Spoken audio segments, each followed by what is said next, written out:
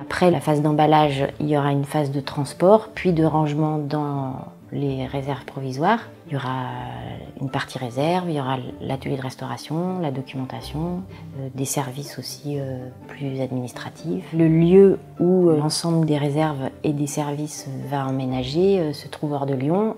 C'est un bâtiment actuellement en travaux.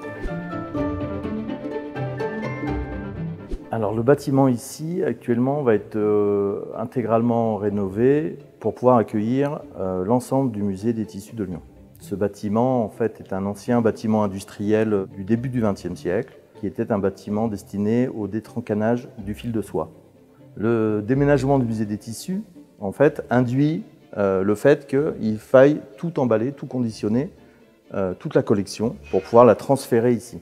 Ensuite, elle va être réinstallée, rangée dans des réserves, des espaces sécurisés, climatisés, à l'abri de la lumière, pour recevoir la collection. Alors, la première nécessité, c'est l'hygrométrie et la température, et l'absence de lumière naturelle, pour éviter d'avoir des détériorations dans le temps à cause des infrarouges, des ultraviolets. En premier lieu, en fait, le plus important, ça va être protéger la collection avec ces outils.